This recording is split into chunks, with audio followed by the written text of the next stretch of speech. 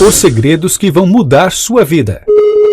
Os segredos que vão mudar sua vida é um apanhado de 3 grandes livros que marcaram a primeira metade do século XX.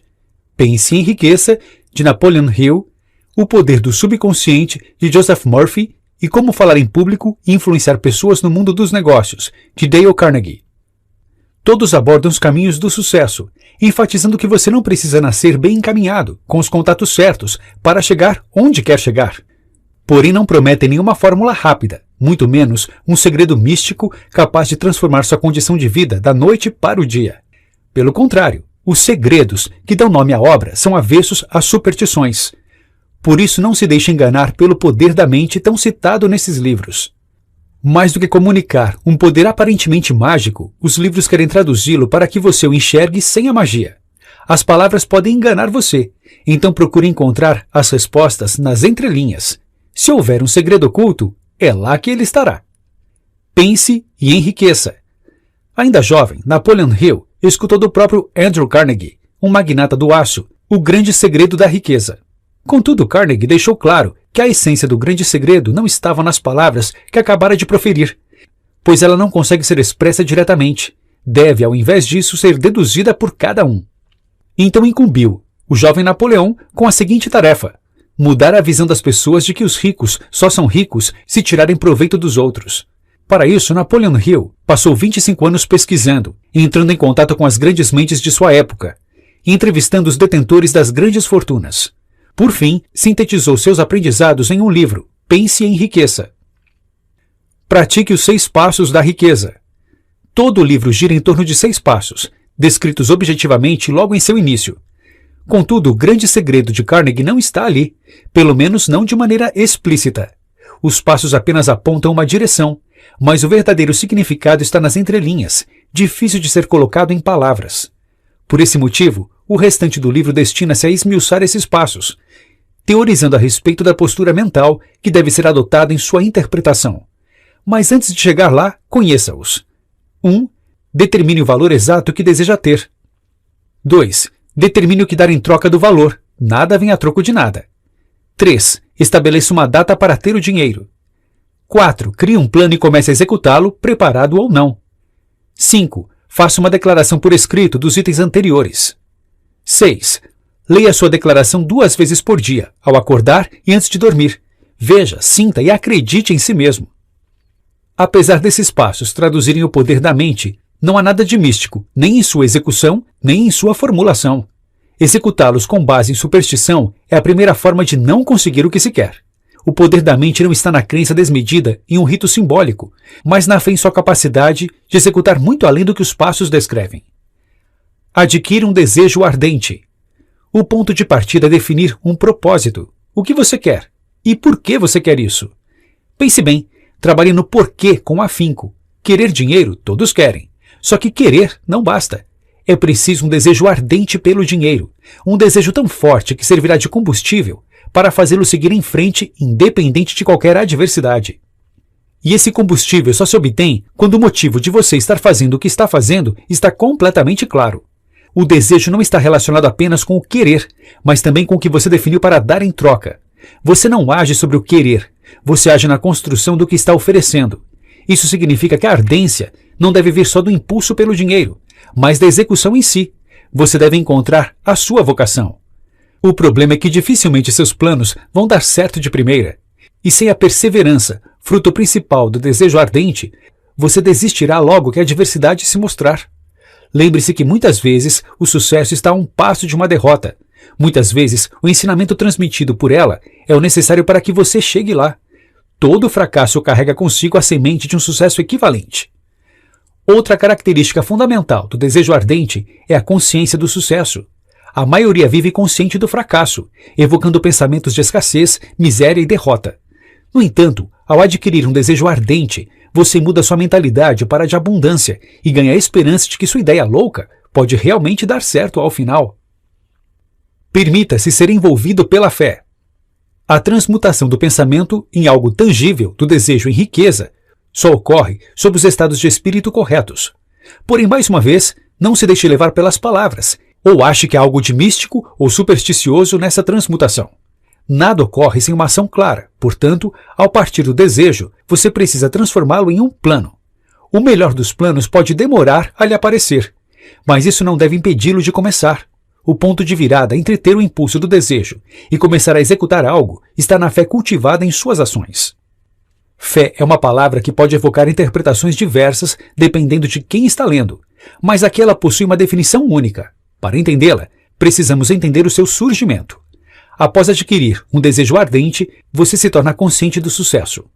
Essa crença enviada ao seu subconsciente e, em resposta, ele lhe oferece o impulso de ação em forma de fé. Fé é, portanto, um estado de espírito propício à ação. Afinal, você faria algo se tivesse certeza que daria errado? No entanto, por mais sincero que seja o seu desejo ardente, pode ser que o seu subconsciente não esteja preparado para deixá-lo no estado de espírito correto. Esse é um ponto delicado. Entenda o subconsciente. O seu funcionamento é simples. Pensamento em conjunto com emoção atrai pensamentos similares. O pensamento em si é fraco, pois precisa de uma emoção apropriada para ganhar força. É como a voz transmitida por ondas de rádio. Para que ela consiga vencer grandes distâncias, precisa ser potencializada, envelopada, dentro de uma banda de frequência maior. O subconsciente é o emissor dessas ondas, porém ele só emite as que já vêm potencializadas. Em síntese, o que ele faz é classificar e registrar os impulsos de pensamento originados pelos 5 sentidos. Porém, essa classificação é posterior à interpretação do que foi captado, e é sobre essa interpretação que as emoções agem. Pense nelas como se fossem um filtro. Quando você está com raiva, percebe um ambiente diferente de quando está feliz, certo? Pois então, é somente o resultado desse filtro que chega ao subconsciente. E quanto mais intensa for a sua emoção, mais forte esse resultado chega e mais forte ele é emitido. O subconsciente é a ligação entre sua mente finita, seus pensamentos conscientes e a inteligência infinita, o grande reservatório de tudo que já foi e será criado. É de lá que suas respostas vêm, e portanto suas ideias, seus planos e sua fé. E a resposta adquirida, o impulso que irá levá-lo a qualquer ação, é sempre equivalente ao que foi emitido. Então, se você vive sob influência maior de emoções negativas, elas atrairão mais emoções negativas. Daí o início se torna mais difícil, pois é preciso ganhar embalo até que as emoções positivas comecem a se cultivar. Para superar esse problema, você deve dominar a autossugestão. Sob uma visão mais ampla, a autossugestão é a comunicação entre o consciente e subconsciente. Nada passa do primeiro ao segundo sem a ajuda dela. Se você perceber algo pelos 5 sentidos que seja irrelevante, isto é, de importância duvidosa, e não suportado por uma emoção forte, essa informação será descartada. No entanto, se você acreditar no que está percebendo, reforçar sua importância com uma emoção e repetir o processo mais de uma vez, enfatiza a autossugestão. Note que você tem o domínio de tudo o que chega ao seu subconsciente, pois para chegar lá é preciso passar pela autossugestão. Esse é um processo espontâneo e que é impossível de ser desligado. O que acontece na maioria das vezes, entretanto, é que a pessoa não o exerce. Você precisa assumir a responsabilidade por aquilo que chega aos seus sentidos e estar presente para eles. Só assim você conseguirá estar no controle. Se você quiser introduzir as emoções positivas ao seu pensamento, terá que estar presente para os estímulos externos que as causam e para aqueles que as perturbam. Uma maneira de começar a prestar atenção no processo de autossugestão é praticando a fórmula da autoconfiança. 1. Prometa executar uma ação. 2. Mentalize 30 minutos por dia a pessoa em que você quer se tornar. 3. Dedique 10 minutos por dia para exigir de si a autoconfiança. 4. Nunca pare de tentar alcançar seu principal objetivo. 5. Construa sua riqueza na verdade e na justiça, senão ela não durará. Cada item leva sua atenção para algo positivo. Enquanto estiver executando-os, esteja atento para seus sentimentos e o processo que ocorre em seu interior. No início pode ser que nenhuma emoção forte reforce esses passos, assim como não reforçam os 6 passos da riqueza descritos anteriormente. Mas repita o processo. A repetição é a chave para treinar a mente, e tente perceber a autossugestão trabalhando. Todavia, isso pode parecer estranho. O primeiro passo da autoconfiança é executar uma ação, relacionada, é claro, ao seu objetivo principal. Só que você não deveria ter fé antes de executá-la? E para ter fé, você não precisaria já ter dominado a autossugestão? Não necessariamente. Precisamos de algo que sirva de impulso inicial. Nem todos os planos, e por conseguinte, nem todas as ações precisam vir da inteligência infinita. Esteja atento para os conhecimentos necessários. Para explorar a imaginação sintética, a pedra fundamental de qualquer plano, é preciso ir atrás de conhecimentos especializados. Porém, não se deixe enganar. Conhecimento não é poder, é apenas poder em potencial. Aqui é onde reside o erro das instituições de ensino. Elas não conseguem ensinar como organizar e utilizar o conhecimento depois de adquirido. Sem isso, o conhecimento é inútil, incapaz de gerar riqueza. Do que adianta o sistema educacional se ele não ensina o mais importante? Seguindo esse raciocínio, pessoas educadas não são necessariamente as que possuem maior conhecimento, mas aquelas que desenvolveram as capacidades para conseguir qualquer coisa que queiram sem violar o direito dos outros. Por isso é preciso estar sempre atento para não correr atrás do conhecimento apenas por tê-lo. Ele jamais deve ser o fim. Na verdade, saber onde encontrá-lo é muito mais importante do que tê-lo. Só que antes de partir em sua busca, certifique-se de que o objetivo da aquisição está bem claro em sua mente. O que você fará quando possuir o conhecimento? Tendo isso definido, vá atrás de uma de suas fontes. São elas: a sua própria experiência e formação, a experiência e formação de terceiros, faculdades e universidades, cursos de qualificação especial, bibliotecas públicas e, é claro, a internet. Muitas vezes, no entanto, ir atrás de alguém que já saiba o que você precisa e que possa fazê-lo por você é mais interessante, pois poupa tempo. Da mesma forma, você possui conhecimentos que outras pessoas não têm e pode ajudá-las a fazer o que precisam. Assim, unir-se com pessoas de aptidões distintas em busca de um mesmo propósito torna-se poderoso. Faça parte de um grupo de mente mestra. Poder pode ser definido como um conhecimento organizado e direcionado de forma inteligente. Ou seja, não basta ter o conhecimento, é necessário aplicá-lo. Seguindo o raciocínio, poder também poderia ser definido como um esforço concentrado para transformar desejo em riqueza, a capacidade de criar algo físico partindo apenas de uma ideia. Só que é bem provável que para essa transformação ocorrer, você precise de vários tipos de conhecimento e manejá-lo sozinho pode ser um trabalho árduo demais. Daí a importância de fazer parte de um grupo de mente mestra. Mente mestra é a coordenação harmoniosa do poder entre duas ou mais pessoas. O grupo então trabalha em prol de uma mesma transformação. Quando unidos, suas mentes criam uma energia potencial comparável a uma mente adicional, e esse excesso é então distribuído a todos igualmente. Todos ganham com a cooperação. A primeira decisão a ser feita, quando se está à procura de um grupo, é se você será o líder ou um seguidor. Escolha o papel que mais encaixe com sua personalidade e assuma-o. Se você for um seguidor, procure por um grupo já existente. Ao entrar, seja esperto e aprenda com o líder. Cresça com ele, coopere e promova a harmonia. Para fazer parte de um grupo, siga esses passos. 1. Decida exatamente o tipo de emprego que deseja. 2. Escolha a empresa ou indivíduo para quem vai trabalhar. 3. Estude o empregador, política, relações e chances de ascensão. 4. Descubra o que oferecer. 5. Esqueça a ideia de obter um emprego aos moldes tradicionais e concentre-se no que oferecer.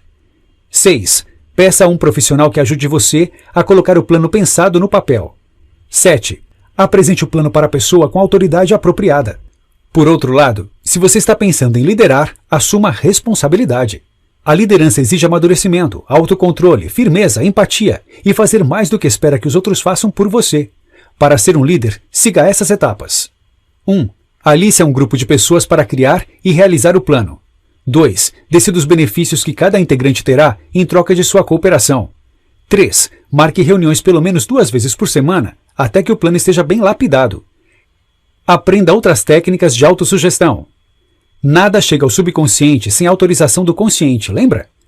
Só que para essa frase fazer sentido, você precisa sentir o processo de sugestão. Quando alguém lhe diz algo, você forma uma imagem mental do que foi dito e essa imagem é confrontada com suas crenças, valores e opiniões. Desse confronto nasce uma interpretação e então uma resposta. Imagine que uma aeromoça diz para um passageiro que ele pode ficar enjoado durante o voo. Caso o passageiro se considere uma pessoa que não fica enjoada com facilidade, ele apenas descartará o aviso. No entanto, se ele já ficou enjoado antes, poderá carregar o aviso na cabeça e pensar no enjoo com frequência durante o voo. Em um caso, a sugestão não entrou no subconsciente. No outro, entrou. Esteja aberto e atento para o que você aceita como verdadeiro. Ademais, você pode trabalhar com técnicas de autossugestão para treinar o seu consciente, ensinando o que aceitar como verdadeiro. Técnica da visualização. Qualquer que seja seu objetivo, imagine uma situação em que ele seja atendido. Veja, sinta e transpire o resultado desejado. Murphy, por exemplo, usava esta técnica antes de subir nos palcos, pensava em cada detalhe da apresentação. Técnica do sono. O maior inimigo da autossugestão são as crenças contrárias que temos. Você quer falar em público, mas todas as suas experiências dizem que você não é bom nisso. Em casos assim, relaxe o corpo e entre em um estado sonolento. Quanto mais sonolento você estiver, menos o seu consciente estará agindo, e portanto menos barreiras estarão levantadas contra a autossugestão. Então repita de 5 a 10 minutos o que você quer. Técnica do obrigado. Agradeça o seu progresso todos os dias e, principalmente, agradeça de forma sincera, como se você já tivesse conseguido o que quer. Isso força você a imaginar a sua vida depois de ter o seu objetivo alcançado e renova os seus votos para chegar lá. Mantenha o desejo e a imaginação sempre congruentes. Querer é fácil, imaginar o que se quer também. Porém, esteja atento para não restringir esses pensamentos de criação a alguns minutos por dia, como se fosse um exercício físico que você deve praticar. Não adianta imaginar uma situação ideal se logo em seguida você começará a enumerar todas as causas que o levaram a fracassar. Manter a congruência entre aquilo que você quer e aquilo que você pensa constantemente é um dos maiores problemas. Você não deve realizar as técnicas de autossugestão esperando por um esforço grande, como se fosse haver uma luta feroz entre os seus pensamentos. Se há esforço mental, se você acha que precisa acreditar com força no que quer para conseguir, então está fazendo errado. Força mental pressupõe a existência de uma oposição a ela, e a oposição só pode vir de suas crenças, já consolidadas no subconsciente. Talvez você esteja querendo dar um passo grande demais se comparado às barreiras mentais que você passou anos erguendo. Trabalhe primeiro com elas, recrie-se e amadureça. Recupere a saúde. O subconsciente controla todas as funções do seu corpo: o batimento cardíaco, a dilatação das pupilas, a digestão dos alimentos, o crescimento das unhas e dos pelos, a renovação celular. Sua função é preservar a vida e, portanto, ele busca restaurar a saúde sempre que possível. Mas lembre-se que ele está em constante funcionamento e sempre resulta em uma resposta ao consciente. Se o consciente passa muito tempo em emoções negativas, o subconsciente trabalha em maneiras de preservá-las. O consciente ocupa-o com algo, ao invés de deixá-lo restaurar o corpo. Além disso, seja qual for a emoção negativa, é provável que uma queda de saúde a intensifique. É um ciclo que se alimenta. Por outro lado, se você vive com mais emoções positivas, você pede por mais emoções positivas. E o subconsciente sabe que precisa fazer um bom trabalho com sua saúde para que elas sejam suportadas. Quando não há forças negativas, tudo tende ao equilíbrio, e o equilíbrio é a harmonia, a paz, a saúde e a abundância. É sob esses aspectos que a cura chega. Porém, não se preocupe com isso. Seu foco deve estar no consciente. Ocupe-se com a expectativa do melhor e viva na certeza de trabalhar por coisas agradáveis, verdadeiras e justas. Receba a orientação do subconsciente. Durante o sono, o corpo e o subconsciente não descansam. É apenas o consciente que perde força e fica inativo. Isso permite que o subconsciente trabalhe sem interrupção na regeneração do corpo e na busca por respostas. Por isso dormir é tão importante, e dormir com qualidade. Todas as pessoas precisam de pelo menos 6 horas de sono por dia. Menos do que isso, e você está se enganando. Mas para que o sono atinja seu propósito, é preciso dormir em paz. Não deixe que seus últimos pensamentos evoquem emoções negativas, senão é nelas que o subconsciente focará, e pouco ele poderá fazer em suas horas de liberdade. Antes de dormir, acalme o corpo e relaxe. Se quiser uma resposta específica, pense na pergunta quando sentir os primeiros sinais de sonolência. Deixe que o seu subconsciente trabalhe nela, e pode ser que a resposta lhe surja pela manhã. No entanto, ao acordar, não puxe nenhum pensamento negativo. Acorde com a mesma paz com que se deitou. Permita-se deixar os pensamentos livres, sem preocupações. Só assim você perceberá a resposta, caso ela surja. Encontre relacionamentos gratificantes. Preste atenção nos pensamentos que você nutre sobre as pessoas com quem convive. Eles estão relacionados à inveja, ciúme, raiva e ódio, ou à harmonia, paz e amor. Não guarde rancor, não pense mal de ninguém, não sustente um relacionamento pernicioso, não discuta. Aquilo que você alimenta é aquilo que você obtém. No mais, alguns conselhos interessantes de se manter em mente. Pense nos outros da mesma forma que gostaria que pensassem em você. Sinta pelos outros o mesmo que gostaria que sentissem por você. Não julgue e não serás julgado. A maneira como você avalia as ações de alguém representa a mesma maneira como você avalia as próprias ações. Ou seja, quanto maior o julgamento que você faz dos outros, maior o julgamento que faz sobre si. Esteja atento para a maneira como você reage às notícias e aos outros. Se você ficar com raiva de uma notícia, poderá incutir raiva em quem estiver ao seu redor, e isso é o que receberá de volta. O que uma pessoa diz não pode perturbar a outra, a não ser que a segunda o permita. A sugestão precisa passar pelo crivo do consciente do receptor. Portanto, torne-se emocionalmente maduro e deixe de ser afetado. Perdoe os imaturos. Da mesma forma que você não culpa um cego por ser cego, não culpe um imaturo por ser emocionalmente doente. Porém, isso não significa ceder à vontade deles. Permaneça com sua decisão e a comunique gentilmente. Perdoe a si mesmo. É preciso perdoar suas falhas para alcançar o amadurecimento, a paz e a harmonia. Se você queimar um dedo, a natureza o perdoa e regenera o tecido. Da mesma forma, perdoe-se e regenere-se emocionalmente. Desenvolva hábitos positivos. Para adquirir um novo hábito, use as técnicas de autossugestão. Além delas, você também pode tentar o seguinte: 1. Acalme e relaxe o corpo. 2. Crie uma frase relacionada ao hábito e repita. Se você quiser começar a correr, a frase pode ser tão simples como: estou correndo, estou correndo. 3. Imagine antes de dormir um amigo lhe dando os parabéns por ter conseguido adquirir o hábito. Um bom hábito para se adquirir é o de colocar a si mesmo em um estado genuíno de felicidade. Abra mão da ideia de que você só será feliz quando tiver alguma coisa. A felicidade nunca está no fim de um caminho. Se você não a encontrar no percurso, jamais a terá. O feliz é aquele que produz e pratica o que há de melhor dentro de si, o resultado de uma mente tranquila. O comprometimento com a felicidade precisa começar ao acordar. Respire fundo, perdoe, sinta a paz e a harmonia e visualize a felicidade em todas as ações que planeja executar naquele dia. Não se trata de criar um sentimento falso. Não espere que a felicidade estará abraçando-o todos os segundos do dia, e nem finja que ela está lá quando não estiver. Mas ao acordar, imagine o seu dia como se ela fosse permanente. Os passos acima e as técnicas de autossugestão podem ser usados igualmente para perder um mau hábito.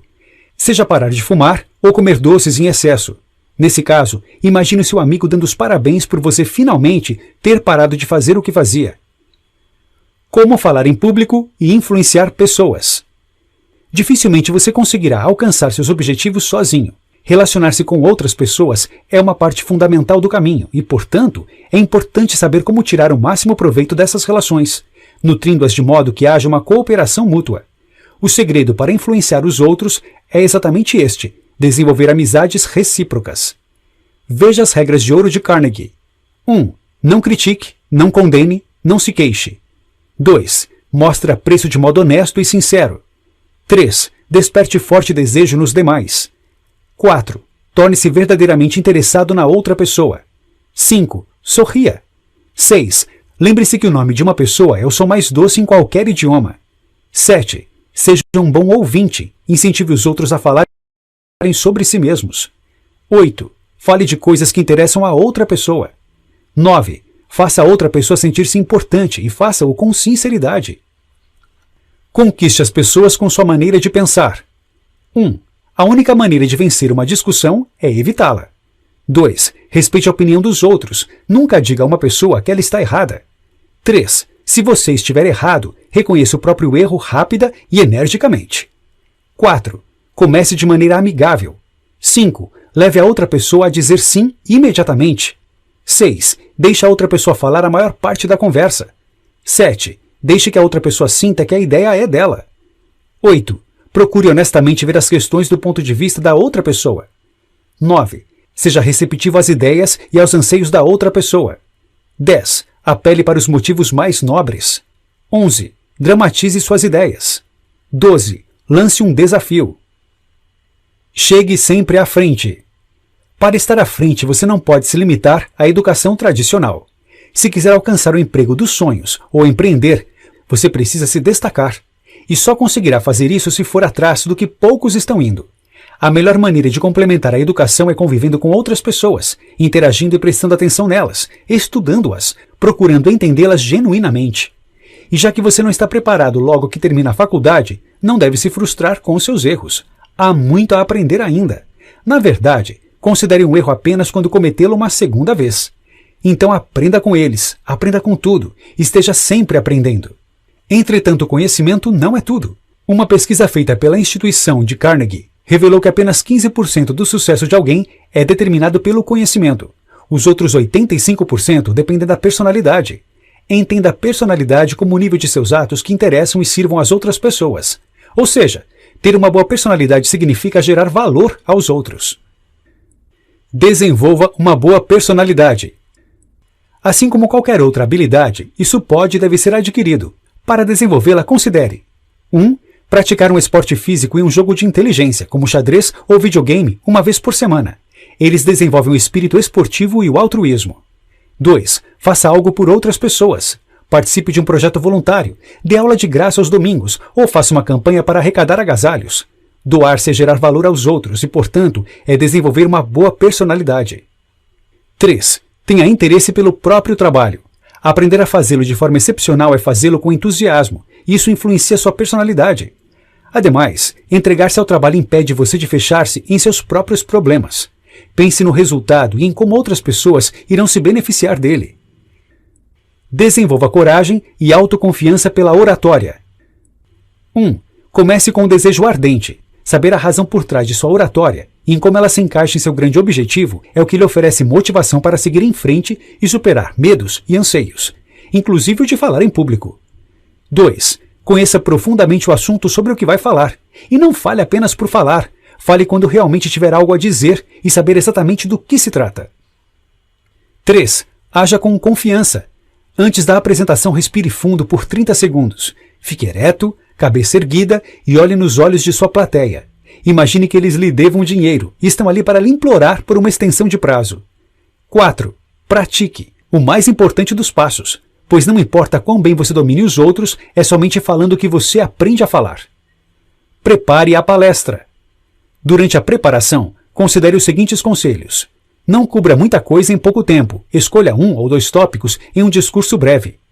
Determine o assunto com pelo menos uma semana de antecedência. Então durma com ele. Puxe-o nas conversas com os amigos. Faça-se todas as perguntas possíveis. Não transforme seu discurso em uma pregação arbitrária. Coloque ilustrações e exemplos. Coloque-se no lugar do seu público e fale o que seja interessante para ele e não para você. Reúna uma centena de pensamentos sobre o tema e descarte 90. Preze a diversidade enquanto estiver preparando o discurso, pesquise a fundo e não queira reinventar a roda. Depois fique com o mais importante. Faça as anotações para a preparação e o treinamento, porém guarde-as no bolso na apresentação. Use-as somente em caso de emergência, só para prevenir uma aniquilação total. Não decore o discurso literal, palavra por palavra. Isso só fará você soar pouco natural. Fale com entusiasmo, com o mesmo entusiasmo com o qual você deve ter feito a preparação. Evite palavras evasivas como "me parece que" ou "na minha opinião". Isso enfraquece o discurso. Não seja positivo demais, nem use muitas exclamações. Quanto mais inteligente for sua plateia, menos suscetível ela será a frases enérgicas. Realize a palestra. Para complementar a boa preparação, há uma dica que sintetiza qualquer outra a ser dada na hora da apresentação. Seja natural. Quanto mais natural você for, menos atenção as pessoas darão a você e mais atenção darão à mensagem. Esse é o propósito de um bom orador. Se sua fala e seus gestos estiverem soando pouco natural, finja que está falando especificamente para uma das pessoas ao fundo da plateia. Fale com ela como se estivessem conversando a sós. Imagine-a fazendo perguntas e as responda. Dito isto, preste atenção a alguns pontos. Fale com entusiasmo e sinceridade. Deixe os sentimentos envolverem seu discurso e apresente-se com o coração. Essa é a melhor forma de se mostrar autêntico. Abra espaço para sua personalidade. Não esteja cansado, portanto planeje bem as horas anteriores ao discurso. Não postergue a preparação. Durma direito e coma corretamente. Não negligencie sua aparência. Parecer desleixado diminuirá o respeito e a credibilidade. Mantenha uma postura correta durante toda a apresentação. Sorria com frequência. Não faça movimentos repetitivos, como girar os polegares, esfregar uma mão na outra ou brincar com algum objeto. Isso apenas distrai a plateia. Notas finais. O poder da mente pode ser visto como uma história de motivação barata ou como um instrumento de feitos sobrenaturais. No entanto, o que esses 3 livros tentam mostrar é que ele não é nem uma coisa, nem outra. Tanto acreditar que ele é um mito, quanto acreditar que ele literalmente move montanhas, são maneiras de se tornar incapaz de utilizá-lo ao seu favor. Entretanto, isso não significa que ele não seja capaz de operar milagres. O subconsciente pode não conseguir tornar você um milionário da noite para o dia, mas certamente pode fazê-lo com o tempo. Isso o torna menos milagroso? Einstein já dizia que só há duas maneiras de viver a vida. A primeira é vivê-la como se os milagres não existissem, e a segunda é vivê-la como se tudo fosse milagre. Estar atento para sua interação com o mundo, sob qualquer forma, é estar presente para o que entra no seu subconsciente. Dessa forma você o treina para trabalhar em prol de seus objetivos. Lembre-se, quer você use o poder de forma genuína, quer você o despreze, ele estará sempre em funcionamento.